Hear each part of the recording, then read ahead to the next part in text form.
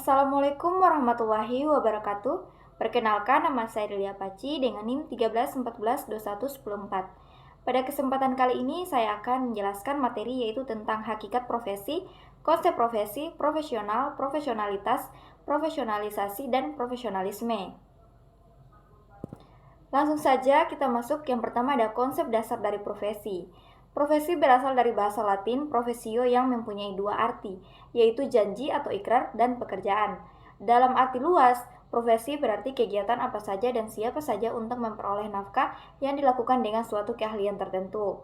Dalam arti sempit, profesi berarti kegiatan yang dijalankan berdasarkan keahlian tertentu dan sekaligus dituntut daripadanya pelaksanaan norma-norma sosial dengan baik. Jadi profesi itu pada hakikatnya merupakan suatu pekerjaan tertentu yang menuntut persyaratan khusus dan istimewa sehingga meyakinkan dan memperoleh kepercayaan pihak yang memerlukannya. Selanjutnya ada profesi, profesional, profesionalitas, profesionalisasi, dan profesionalisme. Jadi ada beberapa istilah yang muncul terkait dengan kata profesi. Menurut Sanusi tahun 1991 menguraikan kelima konsep tersebut. Yang pertama ada profesi. Jadi profesi adalah jabatan atau pekerjaan yang menuntut keahlian daripada anggotanya. Maksudnya ia tidak bisa dilakukan oleh sembarangan orang yang tidak dilatih dan tidak disiapkan secara khusus untuk melakukan pekerjaan itu. Yang kedua profesional. Profesional menunjukkan kepada dua hal. Pertama, orang yang menyandang suatu profesi, jika orang tersebut benar-benar ahli, maka disebut seorang profesional. Kedua, penampilan seorang dalam melakukan pekerjaan yang sesuai dengan profesinya. Selanjutnya, yang ketiga ada profesionalitas. Jadi profesionalitas ini berakar pada kata profesi yang berarti pekerjaan yang dilandasi pendidikan keahlian. Profesionalitas itu sendiri dapat berarti mutu, kualitas, dan tindakan tanduk yang merupakan ciri suatu profesi atau orang yang profesional. Yang keempat, profesionalisasi. Kata profesionalisasi menunjuk pada proses peningkatan kualifikasi maupun kemampuan para anggota profesi dalam mencapai kriteria yang standar dalam penampilannya sebagai anggota suatu profesi. Yang kelima ada profesionalisme. Kata profesionalisme menunjuk pada komitmen para anggota suatu profesi untuk meningkatkan kemampuan profesionalnya dan terus-menerus mengembangkan strategi-strategi yang digunakannya. Selanjutnya kita masuk yang ketiga ada karakteristik dan syarat profesi.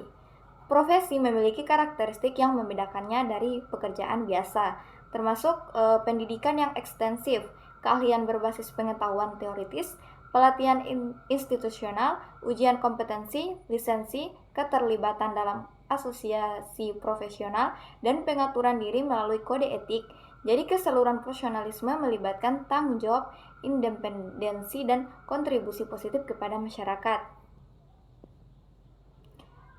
Ada juga syarat-syarat profesi. Jadi secara umum terdapat beberapa syarat pada suatu profesi. Adapun syarat-syarat profesi adalah yang pertama itu memiliki pengetahuan khusus di suatu bidang ilmu tertentu. Yang kedua melibatkan berbagai kegiatan intelektual. Yang ketiga itu membutuhkan adanya suatu persiapan tertentu yang cukup dalam jadi bukan hanya sekedar latihan saja.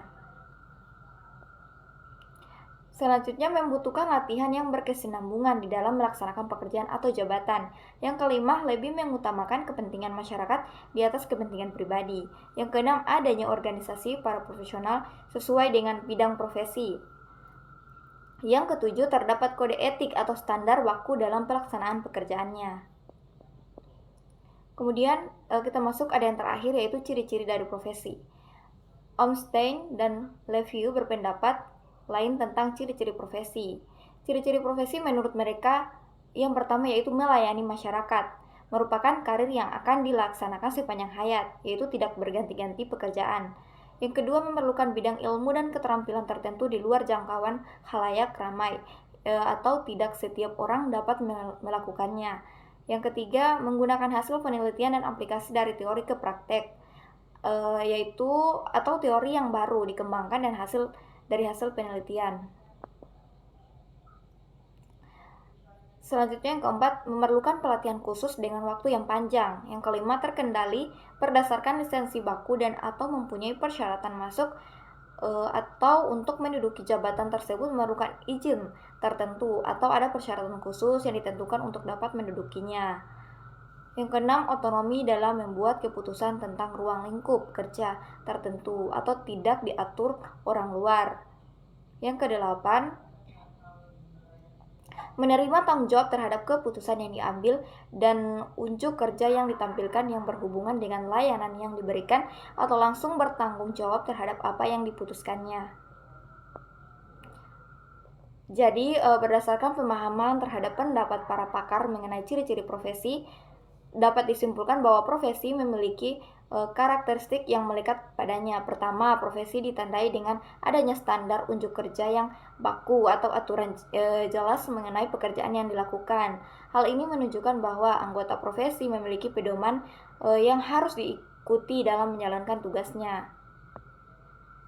Baik, mungkin hanya itu yang bisa saya jelaskan. Lebih dan kurangnya saya mohon maaf. Terima kasih atas perhatiannya. Wabillahi taufiq wal hidayah. Wassalamualaikum warahmatullahi wabarakatuh.